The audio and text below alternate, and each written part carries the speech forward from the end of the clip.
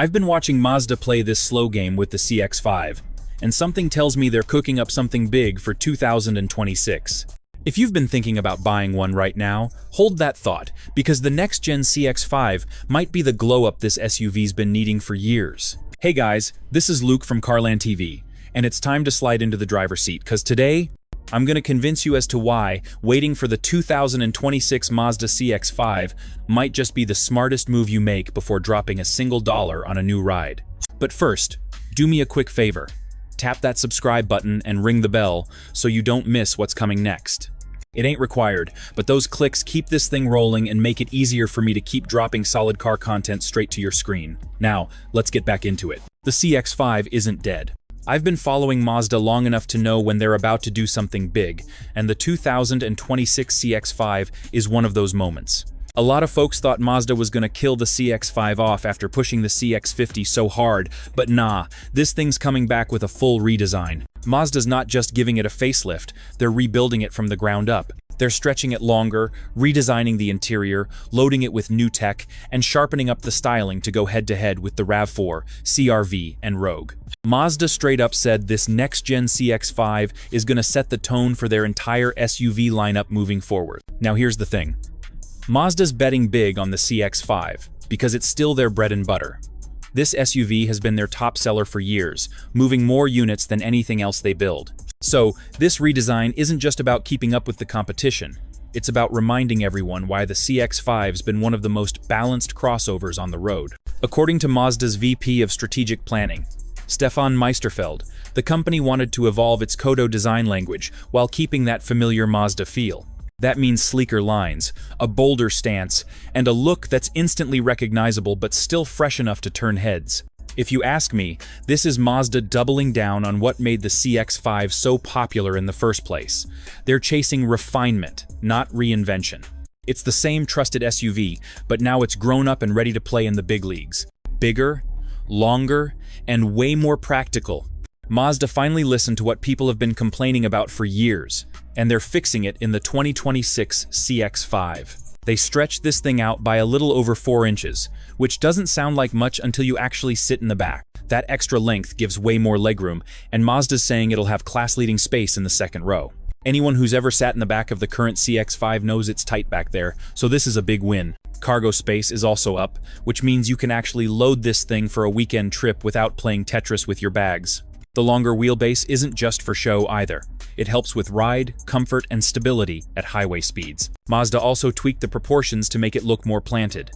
The 2026 version sits lower visually, with wider lines that make it look more upscale and confident. You can tell they want it to feel more in line with the CX-70 and CX-90, just scaled down for the compact crowd. It's like Mazda finally realized you can't call yourself premium if people are cramped in the back and can't fit their gear. If you're the kind of buyer who actually uses your SUV for daily family life, this redesign makes a real difference. More space, smoother ride, and better balance overall. It's the kind of upgrade that feels simple but completely changes the ownership experience. Mazda didn't just stretch the body. They fixed the one thing holding the CX-5 back. A fresher design. The 2026 CX-5 looks like Mazda finally got tired of playing it safe. I saw the first photos and thought, damn, this thing actually looks mean in a clean, grown-up way. The front end's sharper, the headlights are thinner, and those new LEDs give it this focused look that feels straight out of the CX-70's playbook. Mazda widened the front fascia, added black gloss trim around the grille and lower bumper, and tightened up the body lines to give it a more sculpted feel. The best part is it still looks like a Mazda, not some copycat crossover. You see it on the road, and you know exactly what it is. The rear's where they really switched it up. Instead of the old logo, it now spells out Mazda across the tailgate, which makes it feel more premium.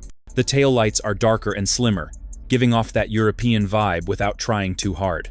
Dual exhaust outlets still peek out the back, reminding everyone this SUV hasn't lost its sporty side. It's also 4.5 inches longer, so it looks stretched and more athletic than the outgoing model. Mazda's VP, Stefan Meisterfeld, said they wanted to evolve their Kodo design and push it forward, and I think they nailed it. It's still elegant, but with more presence and attitude. The 2026 CX-5 doesn't scream for attention, but it commands it. If you liked how Mazda designs have always felt balanced and confident, this one takes that and cranks it up just enough to make you look twice. Interior upgrades that finally feel premium.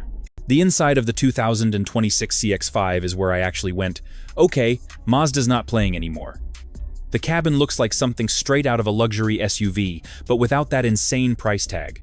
Mazda ditched the old setup and gave it a massive 15.6-inch touchscreen running Google built-in, which means full access to Google Maps, Assistant, and even the Play Store. You don't need to fumble with your phone anymore, and if you're old school like me, you'll appreciate that wireless Apple CarPlay and Android Auto still come standard. The standard model gets a 12.9-inch display, and it's finally tilted toward the driver instead of sitting high up like the old one. That alone fixes one of the biggest complaints I had with the current CX-5. I also love that Mazda dropped that old rotary controller that made simple things like zooming a map feel like hacking a safe. The new system is all touch now, clean and easy to use. The steering wheel looks more modern too, with flatter controls and a redesigned center that just feels better built. They even replaced the traditional Mazda logo with the full Mazda lettering on the wheel, just like they did on the tailgate. Add in the fully digital instrument cluster, better materials, and this new two-tone interior setup, and it's clear Mazda's chasing Lexus-level vibes. To me, it feels like Mazda finally realized people want tech and comfort without losing that driver-focused energy. The 2026 CX-5 nails that balance better than anything they've done before. Same power now. Hybrid coming later. When I looked into what's powering the 2026 CX-5, I had to laugh a little because Mazda's basically saying, if it ain't broke, don't fix it. They're sticking with the same 5-liter 4-cylinder engine that's been under the hood for years, making around 187 horsepower and 185 pound-feet of torque. It's paired with their 6-speed automatic and standard all-wheel drive. Now, that setup is reliable as hell, no question about it, but it's also getting old. Most rivals in this segment are already running CVTs or hybrids that push way better fuel economy, so I get why some people might be disappointed. The good news is, Mazda's not done yet. They've already confirmed that a hybrid version is coming in 2027, built with their own tech instead of borrowing Toyota's system like they did with the CX-50. That's huge, because it means Mazda's taking the time to engineer a setup that fits their driving feel instead of just plugging in something off the shelf. Sure, it sucks that it's not ready at launch, but it also means when it finally drops, it's probably going to be done right. I'd rather wait a year for something solid than rush into a half-baked hybrid that drives weird. For now, the 2.5 gets the job done if you just need something dependable. But if you're like me and want that mix of power and efficiency, the smart move is to wait for the hybrid. That's when the 2026 CX-5 story really starts. Why waiting for the 2026 CX-5 makes sense? If you're thinking about pulling the trigger on a CX-5 right now, I'd pump the brakes and wait for this 2026 version.